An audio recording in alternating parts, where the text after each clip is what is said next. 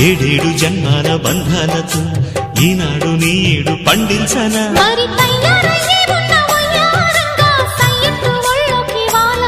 చూసుకొచ్చానమ్మా చూడు ఉత్సాహంగా చిన్నారి వన్నెల్ని ఏలంగా ప్రతిక్షణం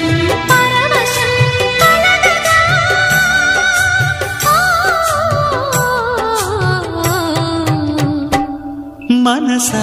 పలకవే మధుమాసపు కోయిలవై చెలిమే తెలుపవే చిగురాశల గీతికవై